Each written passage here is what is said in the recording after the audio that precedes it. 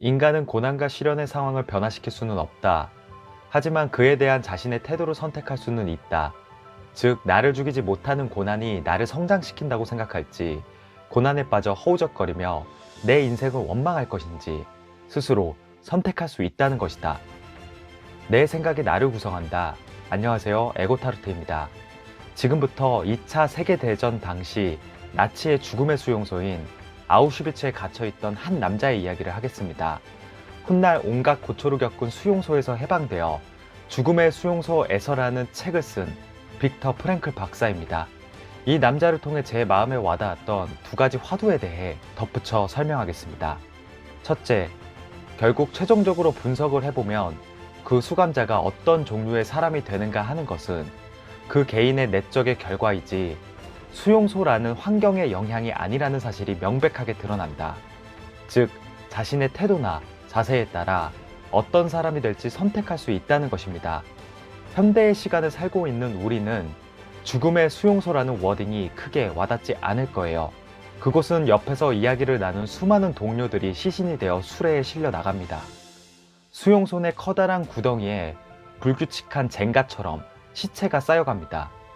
줄을 서서 걷다 보면 중간에 슬쩍 빠져나와 수용자들이 고압 전류가 흐르는 철망에 몸을 던져 쉽게 자살을 합니다. 구멍가게에서 껌 하나를 사는 것처럼 죽음의 선택이 가벼운 곳, 상상해보세요. 여러분은 이런 상황에서 어떻게 살아갈 건가요? 누군가는 살아야 할 이유를 찾지 못해 방황하고 분노하며 죽음을 맞이할 겁니다.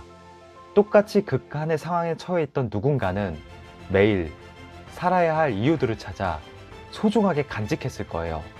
둘 중 누가 생존 확률이 높을지는 말 안 해도 아실 겁니다. 죽도록 피곤한 몸으로 막사 바닥에 앉아서 수프 그릇을 들고 있는 우리에게 동료 한 사람이 달려왔다. 그리고는 점호장으로 가서 해가 지는 멋진 풍경을 보라는 것이었다.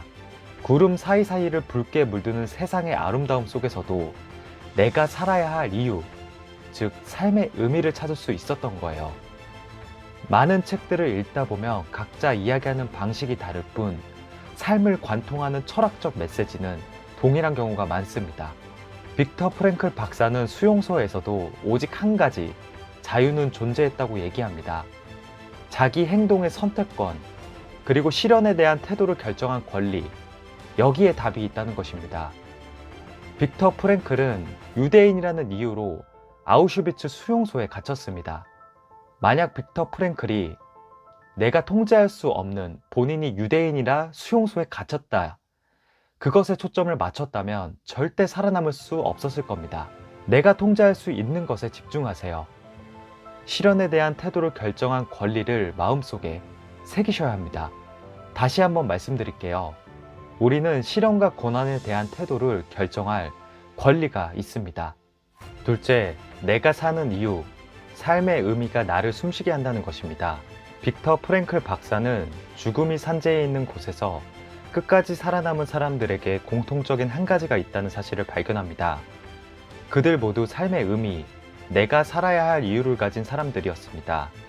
그는 수용소 생활을 통해 고통이 주는 의미를 찾아야 고통을 극복할 수 있다는 로고테라피를 창시한 계기가 되었어요.